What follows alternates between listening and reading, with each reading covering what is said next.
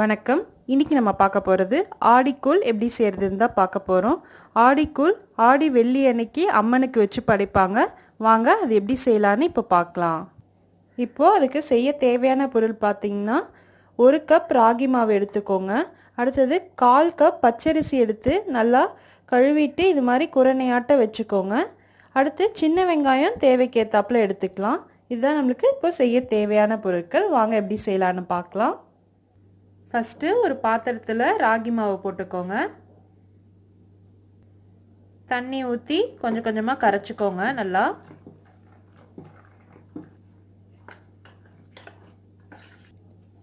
இது மாதிரி கட்டி பிடிக்காம நல்லா கரைச்சி எடுத்துக்கோங்க.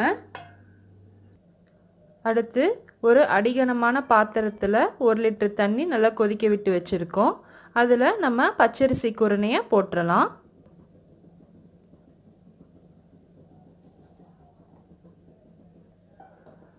ஒரு 2 நிமிஷம் நல்லா கொதிக்கட்டும்.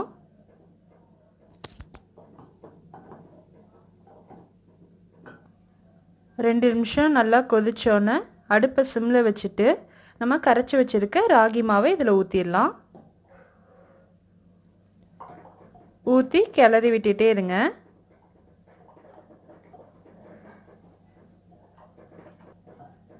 கட்டி பிடிக்காமல் நல்லா கிளறி விட்டுட்டே இருக்கணும்.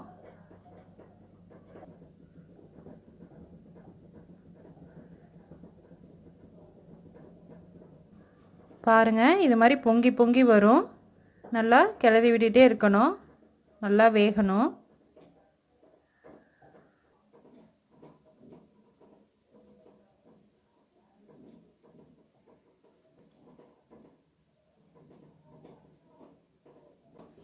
இப்போது 10 நிமிஷம் ஆயிடுச்சு. நல்லா வெந்துருச்சு. இப்போ நம்ம அடுப்பை ஆஃப் பண்ணிடலாம். இப்போ தண்ணியாக இருக்க மாதிரி தான் இருக்கும். கொஞ்ச நேரத்தில் அது கெட்டிமாயிரும். அடுப்பு ஆஃப் பண்ணிவிட்டு கட் பண்ணி வச்சுருக்க சின்ன வெங்காயத்தை போட்டுக்கலாம். அவ்வளோதான், நம்ம கூழ் இப்போது ரெடி ஆயிருச்சு. இப்போ மூடி வச்சிடலாம். இந்த வீடியோ உங்களுக்கு பிடிச்சிருந்தா லைக் பண்ணுங்கள், ஷேர் பண்ணுங்கள், மறக்காமல் சப்ஸ்கிரைப் பண்ணுங்கள்.